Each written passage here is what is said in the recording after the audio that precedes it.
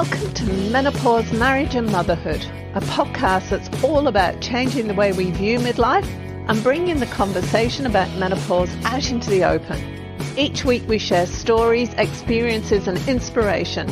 We talk to experts on how to best navigate this time of life and find out how other people have not only survived but thrived through this time. I'm your host, Karen O'Connor.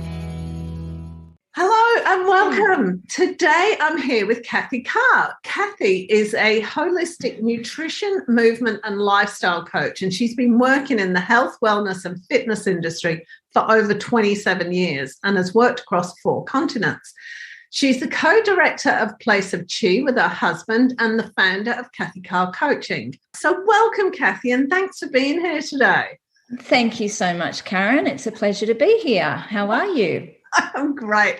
I'm just going to say, like, anybody that's watching, go to make sure you watch the outtakes at the end of the video, because we actually started recording this last week and Kathy didn't realise that we were going to use the video. So she was getting very, very chill as we were talking. It was hilarious. And in the end, I had to say to her, I know you like being relaxed. Yes, I took it a little bit too far, but that's me. I am a kind of a relaxed person. So, yeah, I'm sitting upright. So if I start to wiggle, it's just me getting comfortable. That's all. I really think it's so cool. I didn't want to say anything because I was really happy that you were relaxing and opening up to everything. But there was like, I wonder if this is how she actually wants to. On camera, I don't know. No. Seated is good. So tell me a bit about yourself. How did you end up in the health and wellness industry? How did you get to where you are? Really, what is your passion about everything? All right, well, strap in. I won't drag it out too much because I'm turning 55, so I've kind of lived a very active and healthy lifestyle. I'd like to consider myself healthy, relatively healthy. So I grew up in a family that were very active. So my parents played tennis, competitive tennis. They played golf for 35 years. My sisters were active. So that was a part of the family. We used to go and play tennis together. I also started classical ballet when I was 7 years of age, and then they put me on to pointe at 9 years of age, which completely destroyed my feet. I don't show my feet at the moment. That's just a secret thing about me. But I went through classical ballet, absolutely loved it. And I did that for 10 years. And then through school, I did tennis, netball. In high school, I was on the volleyball, softball, soccer and netball team. And I just more into creative arts and kind of play rather than academic. Then when I left school, when I was in year 11, I also did a lot of roller skating. I did BMX. I actually raced BMX when I was 15, classical ballet and BMX, but it was kind of hanging around the boys down in the neighborhood, getting off the streets. At least we were doing something active. And then I continued the sport and activity throughout my life. I was big into skiing as well. My ambition when I was in my 20s, mid-20s, was to ski the world because I worked in Thredbo. So I did go to Canada actually, and that was my first kind of ski destination, to ski the resorts there, my first trip around the world, and I kind of stopped there. I stayed there for about 2.5 years. I lived in Banff. And that's where my first marriage was. I married a Canadian, and we won't tell too many people that because I don't feel like I was married before, because I really got my soulmate as my husband. We do everything together, live and work for so many years. But when I was in Canada, I kind of went into the party lifestyle. So I drank, I ate those massive cookies and the fudge and beer, and I really, really just had a good time. I was 26 and I partied hard, but I put on a significant amount of weight. I lost my muscle tone. I was skiing. I remember skiing down, and I went down into a tuck, and my ski pants split up the from the seam, from seam to seam, you know, front to back. And then it wasn't until I went to Banff, I was in Whistler working, and then it wasn't until I went to Banff that I started working in this hotel, waitressing, and downstairs was a health club, Rimrock Resort Hotel in Banff, up near the Sulphur Springs, if anyone may have visited there in their time. And the instructor that I was doing group fitness classes, and I said to her, I really think that this is what I want to do. I said, would you teach me? And she said, you have to be very serious about this. So she did. She took me under her wing, and I was working at the Rimrock Resort in the health club then. I was playing squash, I was teaching, and then, cut a long story short, when I left my husband there, I came to Sydney, back home to Sydney, and I was working in Australia Post, leaving the northern beaches at 4 a.m, catching a bus to go to the other side of the city, and working, teaching group fitness and personal training, because I got also personal trained in Canada. So then that was short-lived, and I went to the Rankin sisters. Some of your listeners might remember the Rankin sisters. If you're, from Sydney, New South Wales, they were very well renowned for group fitness. Jonathan Coleman used to have a show with them. Anyway, so I managed that health club, and was teaching there, and that's when I met my husband. He walked in, and about a year later, we kind of got together. He went home to Ireland.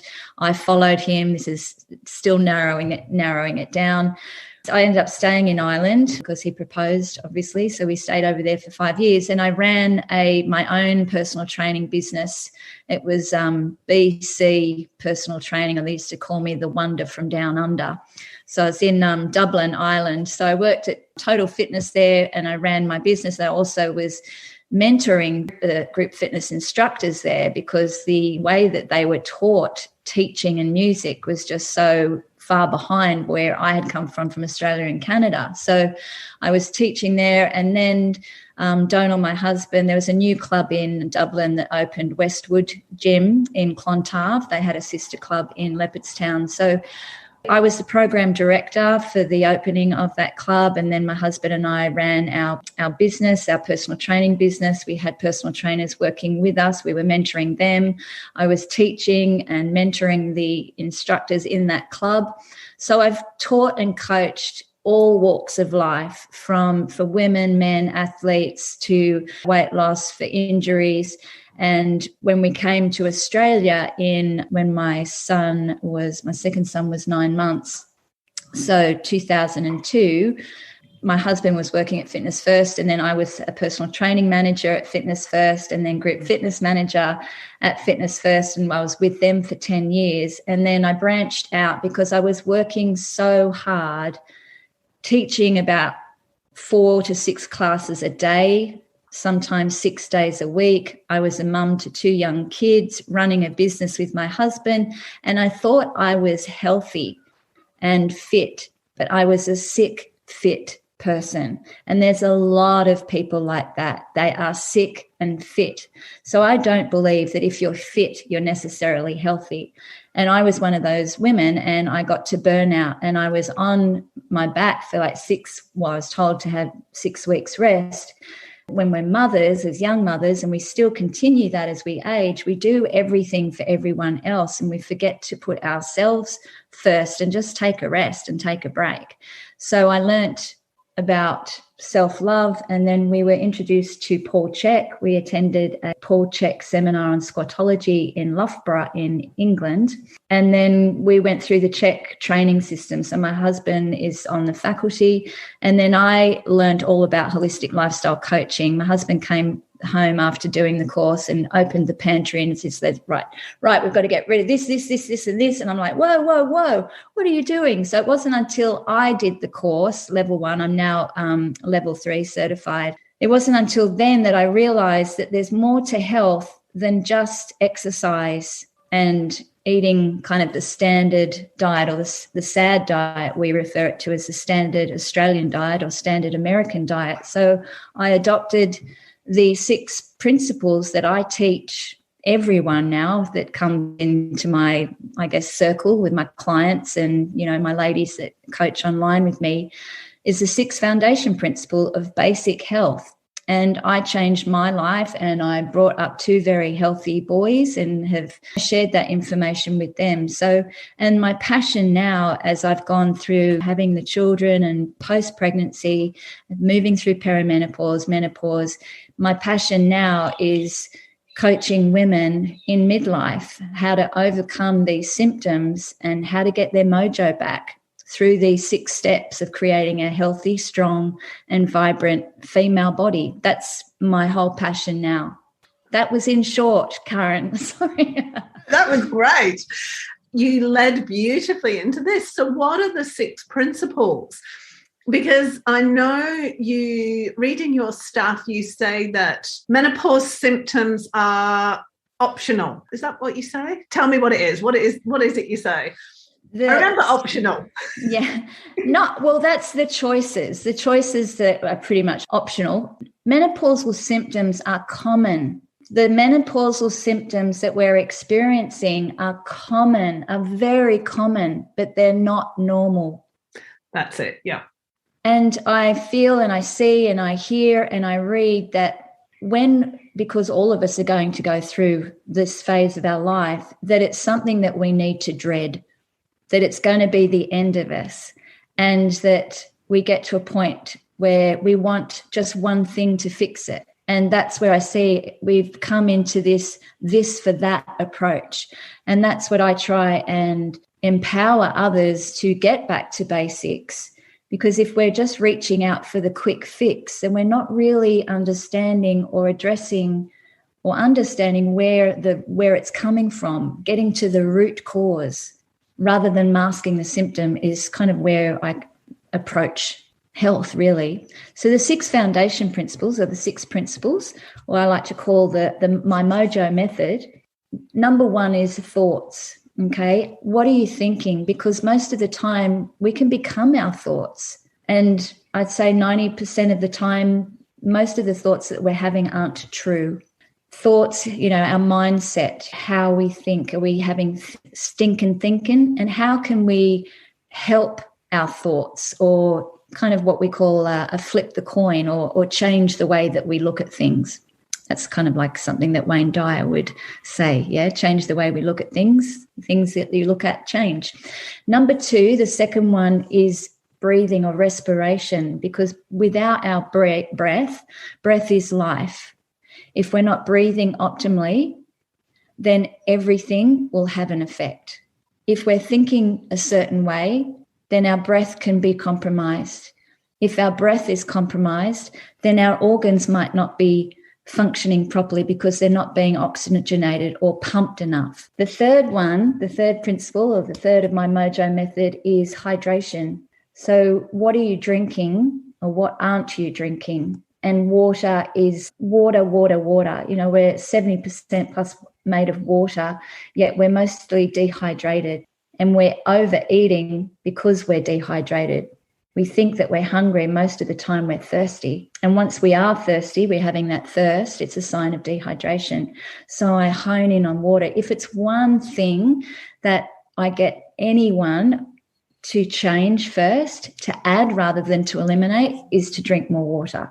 And I can touch a little bit more on that if you want, on how to calculate how much water you should be drinking, because each of us are very individual, and 8 glasses isn't necessarily the best for everyone.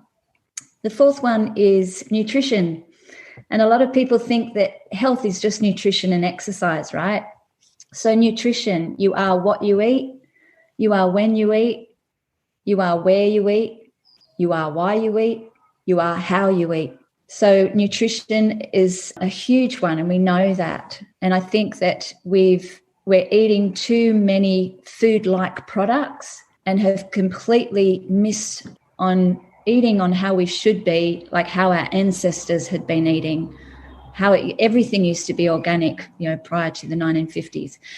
The fifth one is movement. We need to move. We need to pump the body. And whether that's working out, exercising, expending, or working in, so calming the system, doing a balance of working out and working in activities. And then the sixth one is the circadian rhythms, our sleep, and that's a big one.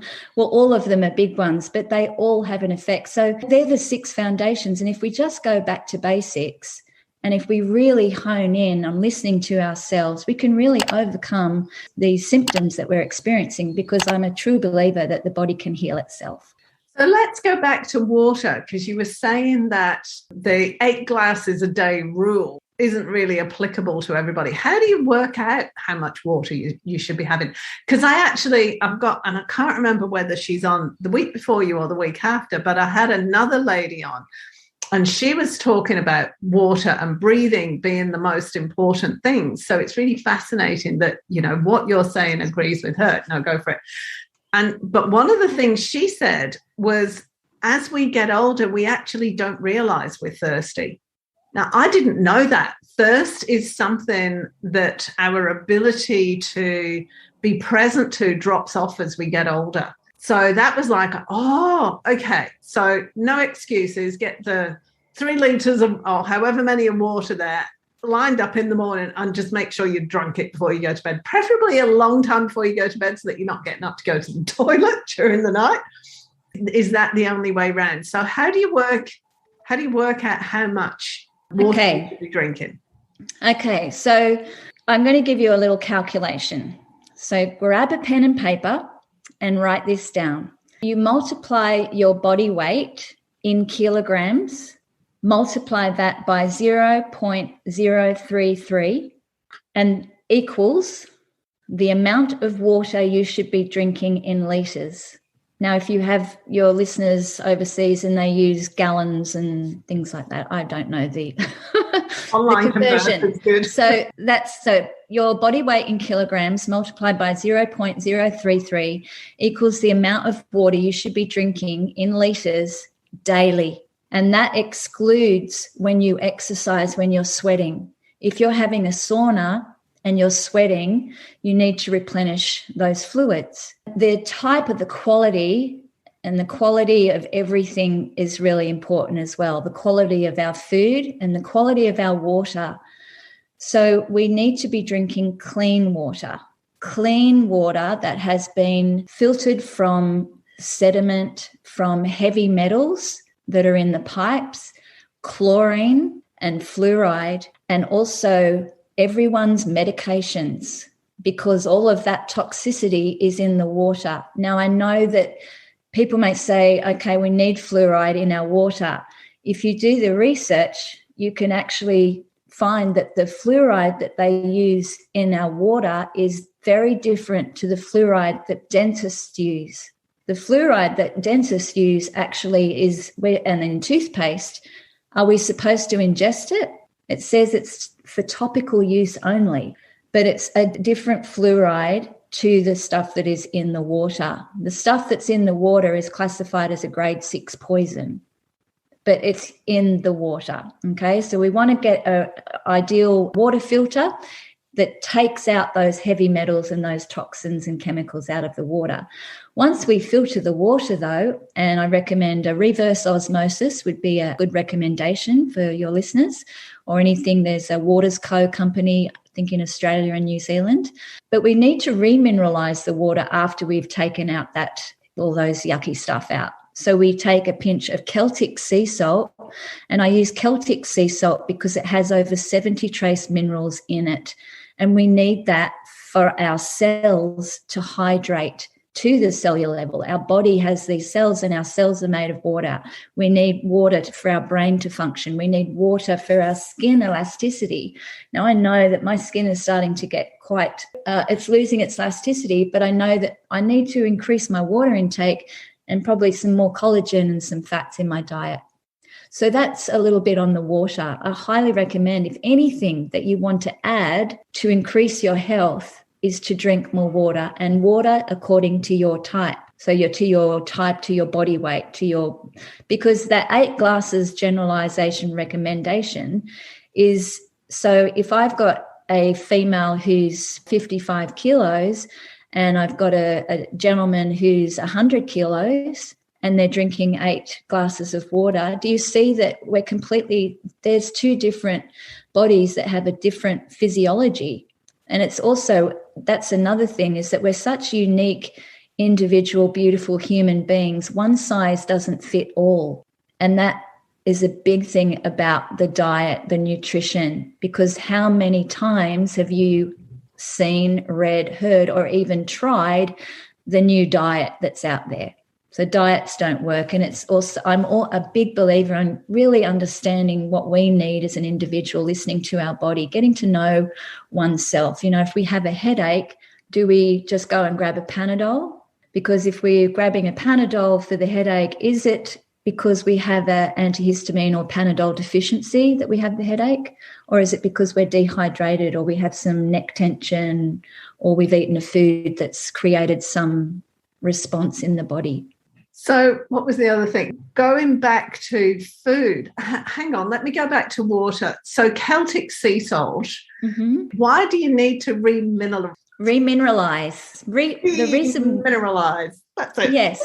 Well, we have salts in our body. If you think of the tears, you lick your face when you've had a good cry, it's salty. And we're losing these salts, these essential salts. So if we're not replenishing them with some essential minerals, we get minerals and nutrients from our food if we're eating good food from good soil. But most of that has been depleted today, and the water is contaminated. So we need these minerals back in our system for our cells to function, for our organs to function.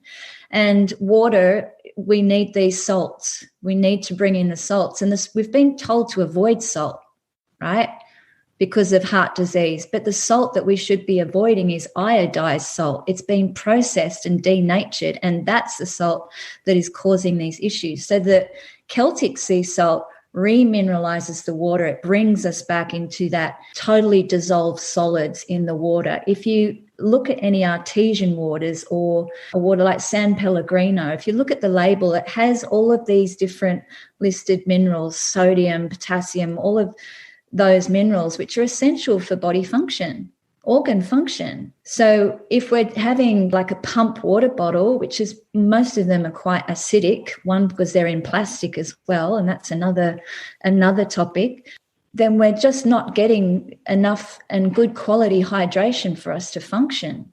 We become dehydrated, and we have headaches, and we have joint pain and muscle strain and constipation. Our whole system relies on water and, you know, oxygen with our breathing.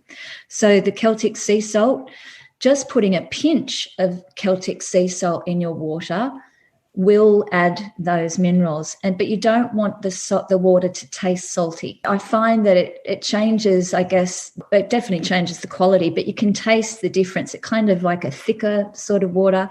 I tell you, once you start drinking remineralized water, it will give you energy. How many of us are lacking in energy? We're fatigued. Let's just start drinking some quality water, getting some good minerals and nutrition into our system so we can create vitality. Going on to nutrition, what would you say are the important things in nutrition? And then I want to talk about the exercise side of things as well. But let's just talk quickly about nutrition, because I know it's not just about taking things out of our diet, you know, like everyone says, cut out sugar, cut out salt, cut out refined, whatever. But it's also about putting things back in as well, isn't it? Talk to me about that. So I like to add first, because a lot of us are lacking. So look, what can we add to help increase our vitality, our energy, help us sleep better, you know, reduce our pain or any inflammation? So adding water. And I am a big believer in whatever was here 1,000 years ago, that's what you go back to eating.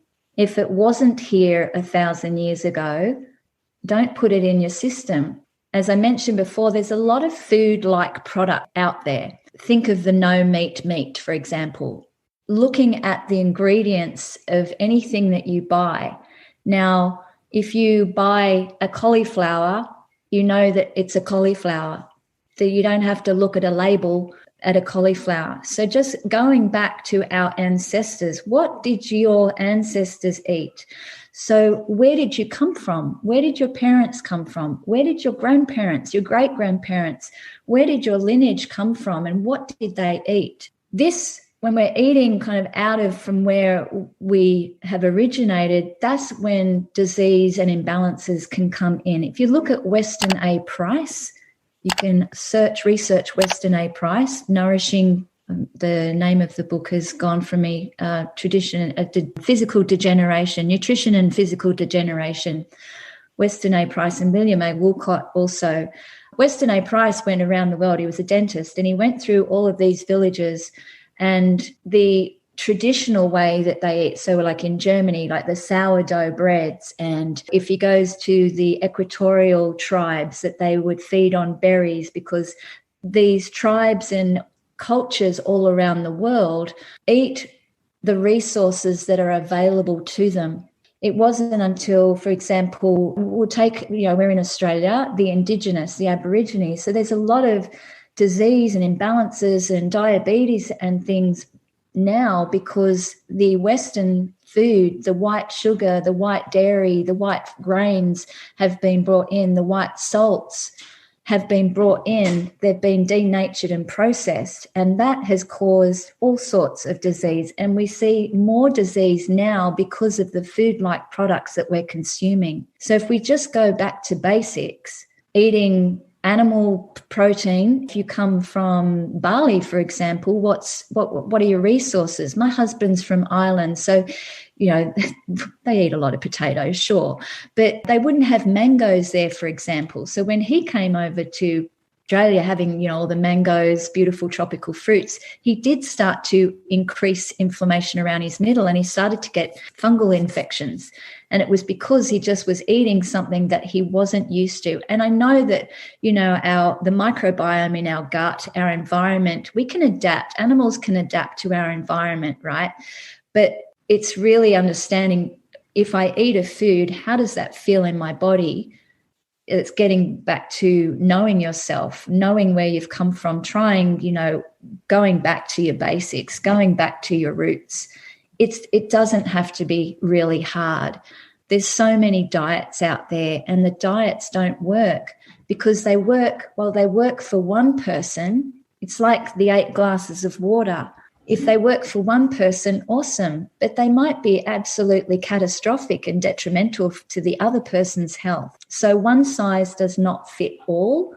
And I encourage and coach my clients to live and eat according to their primal pattern type. And a primal pattern type is the way that your body metabolizes food. Some of us are slow metabolizers, fast, or we kind of are a mixed, and we eat according to that.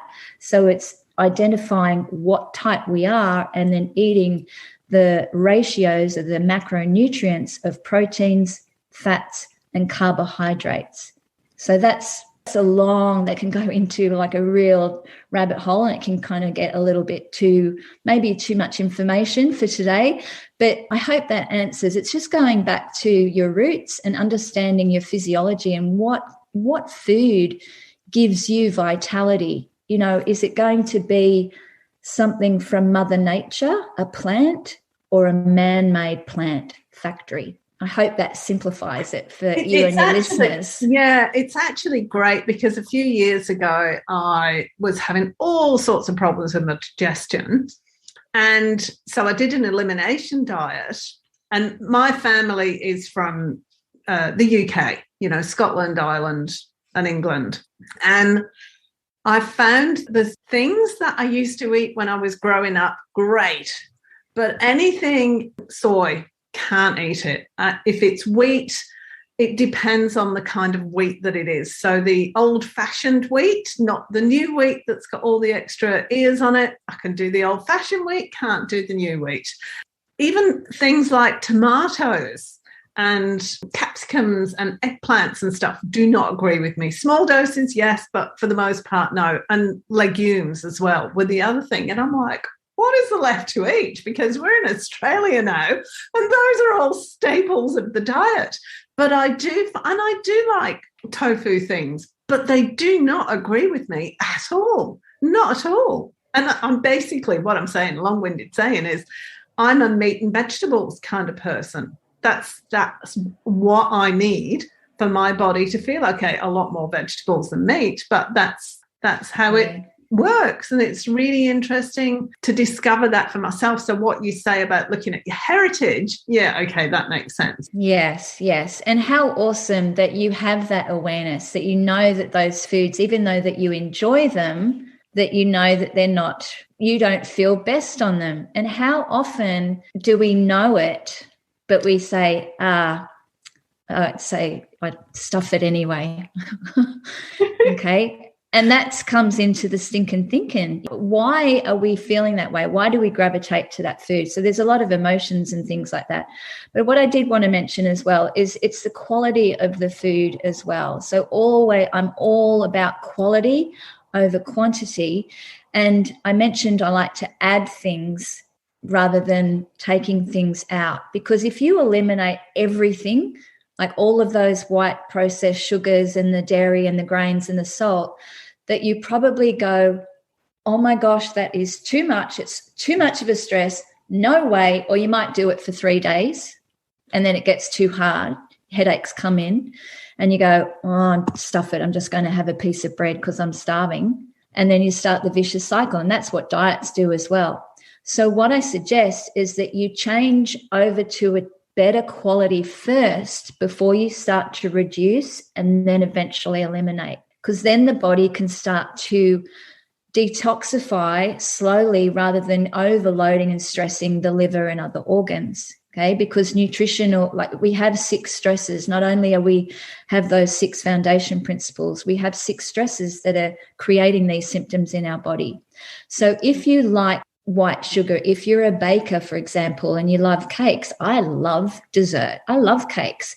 But I mean, I can make these beautiful desserts and cakes that are still going to give me vitality, that are better for my system. So if you have white sugar, for example, you got your caster sugar, switch it over to organic sugar or Rapadura or coconut sugar or Primavera. I think it's a dehydrated cane sugar. And also try to change the nutrition over to organic where you can. If you're eating animal protein, that would be my first go-to.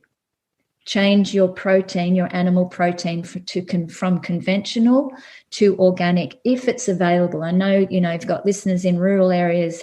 Resources can be more challenging to access, but there is a way. There is always a way.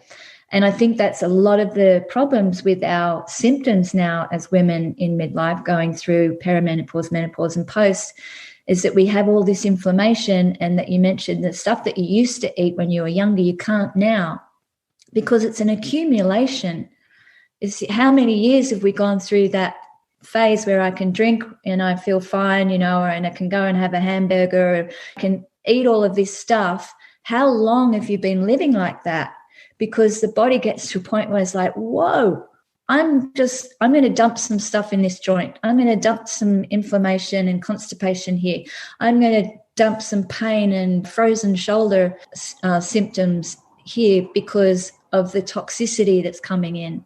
So animal protein, animals are pumped up with antibiotics and hormones, and the food that they're eating, if you're gluten-free, for example, if you're celiac and you're eating steak, and that animal has been eating grain, because most of them are fed sprayed grains, corn-fed meats, grain-fed meats. Grains and corn create inflammation in the body of the animal. And if we're eating that inflamed animal, then we have to try to break down the toxins, not only in that animal, but also the added stresses in our system. So changing the quality over. If you're eating white bread, let's switch it over to a sourdough, because of the process is better, and that process has come from ancient traditions. Ancient grains, the processing is very different to how we're doing it now. Everything is fast and quick.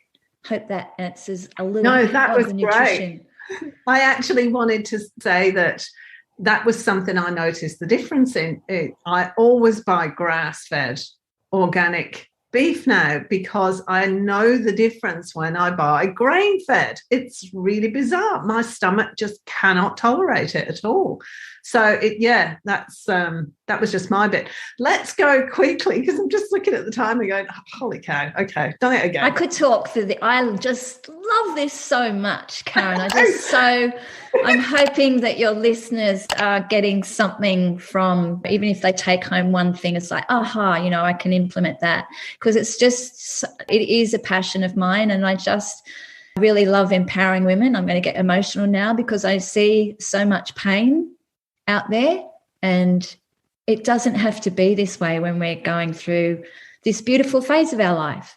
That was where I was going to come to. So talk to me about why menopause symptoms are normal, but they're not, I've forgotten the word you used again. They're common. They're common, but they're not normal. Tell me why that is, because obviously it's all to do with the dehydration and the food that we're eating. It's part of that whole thing, is it? Yes, but we've forgotten the others as well. How we're thinking, how we're caring for ourselves. Because we get to a point, at this point, and I'm sure and I hope one or many of you are resonating with me here, particularly if you're a mum, you get to a point when your kids have become independent and they don't really need you so much, or you feel that they don't need you so much, and you let them go, okay? And then it's like, okay, so what about me? And we suddenly become at a loss. We lose ourselves. So for those moving into this phase, start to really care for yourself. Take time out for yourself. Read, strengthen your mind. Find something that you love doing. And that is one of the biggest thing. And one of the first principles I get my clients and ladies out there, what is your dream? Defining your dream and your one love. Because if you don't know what you love or want to do, or what your dream is, you're living a nightmare. And this comes down into the psyche, into the thoughts, okay? The hydration, we've mentioned, the breathing. Get some breath work, do some breath work. There's a way that we should be breathing as well. If we're stinking thinking, the breath is going to be shallow and we can be caught up here, and we're breathing in through here. The hydration, nutrition, the movement and the sleep. And what I wanted to make sure, just to reiterate, is the toxicity in our environment and what we are putting in and on our bodies is, I think, one of the major reasons that we are experiencing these symptoms. Not only is it because the way that we have lived our life, the lifestyle choices that we've made up until this point, hormones are out of whack, but they can be rebalanced if we look at those 6 foundations, but also our 6 stresses. Now, when we say I'm stressed, we automatically think that it's a psychological stress. But there are 5 other stresses that we really need to look at. It is the nutritional stress that I just mentioned, having those like the hormones and all the sprays that are sprayed on our foods, all of the emulsifiers, the preservatives, the flavorings, the colorants that are pumped into our foods as well. I do hope that some of it makes sense, all of it, and that your listeners have been able to take something home with them that they can implement. I'm sure they will. And just to let everybody know, you can connect with Kathy through the webpage that goes with the podcast. So her social media, email address, all that kind of stuff is on the website. You've got a link to a program on there, have you? I do. I launched my new program this year. It is How to Get Your Mojo Back for Women in Midlife, 6 Steps to Creating a Strong, Vibrant and Healthy Female Body Now and for the Rest of Your Life. It is a month-to-month. It's a membership now. You can join at any time and you can leave at any time as well. The more information, they can reach out. And I'm happy to have a call, an individual call, and tell them more about it. Fantastic. And the link to that is on the webpage as well. Thank you so much. It's been absolutely brilliant. Thanks, Karen. Thanks so much for having me. Pleasure. Really enjoyed it. Kathy, are you okay to start? I am. And why am I a little nervous? I don't know why. I know. When we're working in, we're in a calming state. Our heart rate isn't elevated. Putting on your favourite 80s song and dancing in the kitchen, girlfriends. Movement that brings lightness, because it's always conveying messages, and doing things what makes you happy. You do know that I use the video on this, don't you? Are you all right? Really? Yeah, you look great, but I'm just reminding you that I use the video. Karen, I'm so sorry. No, sorry. Don't worry. Don't worry. It's looking good. You know, we connect through laughter, and I always try and make people laugh and make them relaxed, because then there's a connection. Absolutely. Yeah. You were so relaxed. You were on your back with your arms and legs everywhere. At least I didn't put my leg up, or, that wouldn't be very good for the listeners either. It's like, she doesn't expect us to do that.